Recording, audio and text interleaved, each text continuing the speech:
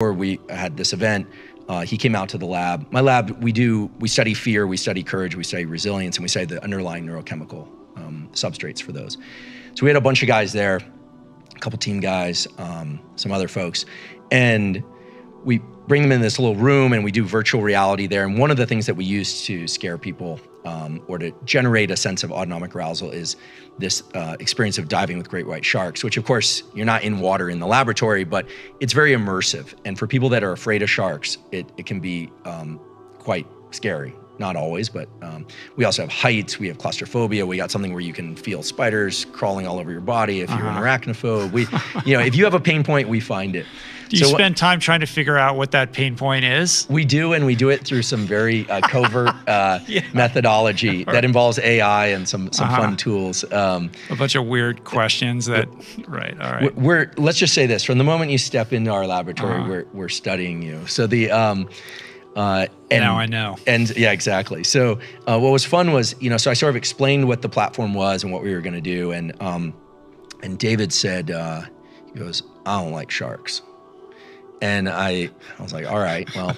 And so then, this was not a typical experimental day in the lab. So I just kind of, at one point I finished describing what the tech is and how we're going to wire people in. And then I said, so who wants to go first? And he's like, I'll go. Right, of course. And what was funny to me at that moment, I realized this is interesting because he was very explicit about the fact that he didn't like sharks. He was very explicit about the fact that he was going to be first man in. I mean, it would be inappropriate for me to describe his data, right? And we didn't do a full-blown experiment. But what I can say is whatever it is that David has figured out how to do, it clearly involves taking whatever adrenaline pulse he feels and understanding something fundamental to biology, which is that adrenaline response was designed to move us, not to keep us stationary. He uses behavior as the way to shift sensation, perception, feelings, and thoughts. He understands how to run that program in the right direction. Whereas most people, when they don't like what they feel, they start negotiating sensation, which will never work. They start trying to control their perception, which is hard, right? They're like, oh, I'm not gonna think about that, or I'll think about it differently. Very hard to control the mind with the mind. He knows that's a tough one. Yeah.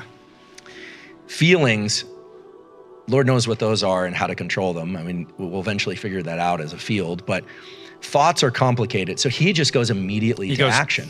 Immediately right to towards action. it. So when he says, just for clarity, when he says, I don't like sharks, he's basically saying, put me in the shark tank. Like he's cueing you to say, this is the thing I'm afraid of, and I'm going to be the first one to volunteer. And I know you're going to put me in the shark tank if I tell you that. Right.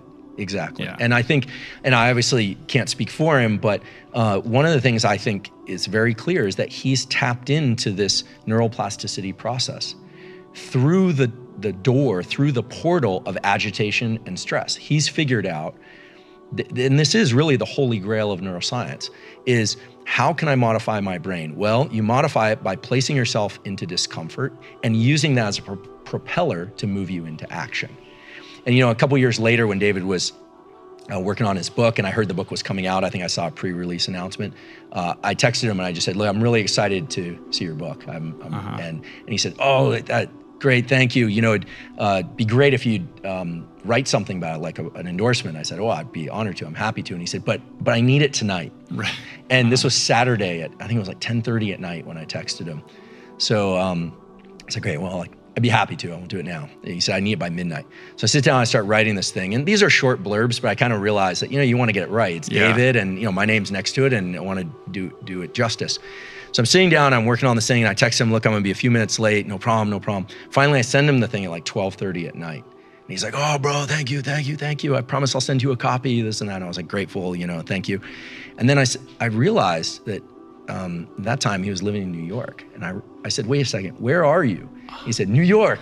And I said, it's 3:30 in the morning. And he goes, yeah, I'm going running. Of course. And I realized at that point, I was like, okay, it's undisputable. This guy lives the persona that he projects into the world. And even that day, that consulting gig, there was a 4 o'clock lag and he was like, no, let's keep going.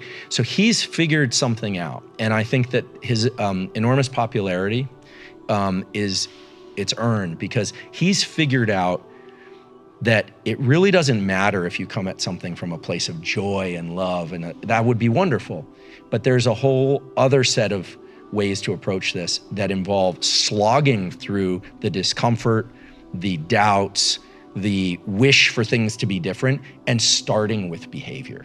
Yeah. And it's incredible because if you think about sensation, perception, feeling, thought, and behavior, actually the way to control our nervous system and feel the way we want to feel is to run that backwards.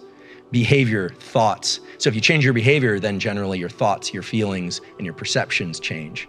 Yeah. And everyone tries to come at it from the other end, but he's figured out through whatever process led him there and incredible life circumstances, how to run it in this direction of behavior first. Yeah. And I really think that if neuroscience has anything to offer, it's some understanding of what the underlying chemicals and neural circuits are, but the sooner that the human animal, the human species can start to understand that our feelings and our thoughts and our memories and all that is very complicated, but that when behaviors are very concrete and they are the control panel for the rest of it. I don't want to relegate feelings. Feelings are extremely important. I don't want to relegate perception. They're extremely important. But when it comes to wanting to shift the way that you function, to get better or to perform better or to show up better, or to move away from things like addictive behaviors, it's absolutely foolish for any of us, me included, to think that we can do that by changing our thoughts first. It's behavior first, thoughts, feelings, and perceptions follow.